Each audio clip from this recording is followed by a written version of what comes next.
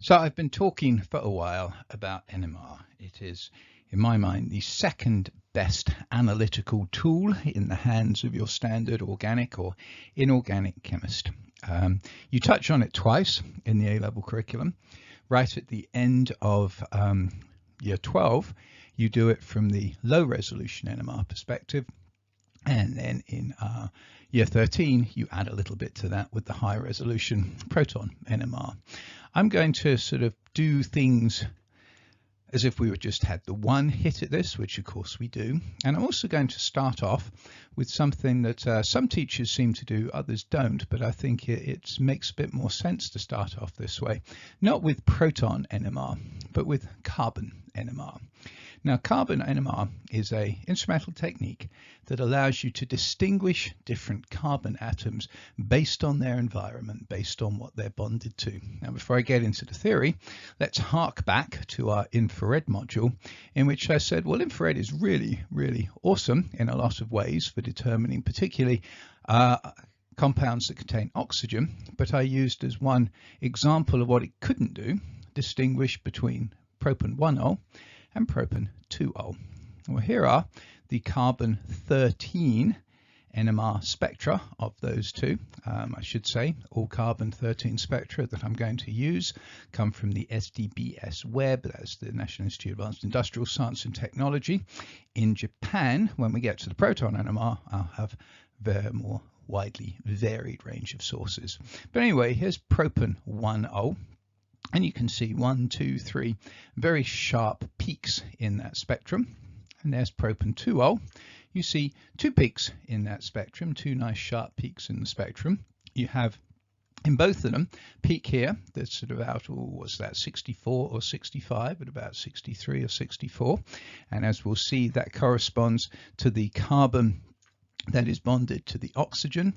And then you go a little bit further down to one here that's about 23, 25, 26 maybe. This one here also about 26. And that's a carbon 1 removed from the carbon that's bonded to the oxygen. But then that's it for the propan 2-ol, because after the carbon bonded directly to the oxygen, both of these two carbons are identical. I mean, just describe them. It's a CH3 carbon bonded to the oxygen carbon. It's a CH3 carbon bonded to the oxygen carbon. Both of these are identical carbon atoms. They give just the one signal. Going to propan 1-ol, there's the carbon bonded to the oxygen. There's the carbon that's bonded to the carbon that's bonded to the oxygen. And there's the carbon that's bonded to the carbon that's bonded to the carbon that's bonded to the oxygen. You can see very, very easily in so many ways the differences between propan 1-ol and propan 2-ol using carbon NMR. And I'll remind you that infrared could not make this distinction. So how does it work? Well, the A-level specifications don't really give you the full picture. Indeed, it could almost be said they lie to you. Well, I'm going to do exactly the same thing. It doesn't need to have that full, amazing, really detailed quantum mechanical description of what's going on. What's important is you have the vague idea and that you can relate it to other techniques about which you know. Now, the whole thing resides around the nucleus of an atom. That's the N nuclear, okay? And the nuclei in atoms are spinning. Now, they can spin clockwise or they can spin anti-clockwise. It really doesn't matter to a nucleus which way it spins. It's got the same energy either way. However, if you then take the M of NMR and you apply a magnetic field to the nucleus, well, what that does is that will change the energy levels based on whether the nucleus is spinning in accord with the magnetic field or if it's spinning against the magnetic field. So we have our two nuclei, one of which spinning clockwise, one spinning anti-clockwise. We then apply the magnetic field and that makes both of the nuclei spin clockwise. Okay. Now at this point, what you should notice is we've set up a situation where there are two energy levels. We got the ground state, which we're calling this one here, and then you've got a level higher that would correspond to, instead of the nucleus going clockwise, it would be going anti-clockwise. And of course, these energy levels have a difference in energy, and that difference in energy could correspond to a particular photon in the electromagnetic spectrum. Now, just to refresh you, we've seen situations in which you have electrons in the ground state and they can be popped up to a higher energy level by the absorption of a photon that's in the ultraviolet or the visible range. In our last module, the infrared module, we looked at having bonds that are stretching, vibrating in a particular energy level, and then if you put just the right photon in there, they'll vibrate at a faster energy level, and that photon corresponds to infrared radiation. Well, in this particular case here, that energy difference corresponds to radio waves, so it's much lower energy than we see with infrared or in the ultraviolet and visible. But if we pop just the right energy photon into here, well then what will happen is that we will elevate one of these nuclei from this spinning clockwise to the spinning anti-clockwise. And we say that when it has absorbed that right energy photon, it has achieved resonance. There is resonance between the spin and that particular photon. So NMR, nuclear, because we're looking at the nucleus, magnetic, because we apply magnetic field, and then resonance, because after we've got that magnetic field in there, we put just the right energy photon in to correspond, to be in resonance with that energy level difference. Now there's two ways that you can do an NMR absorption spectrum.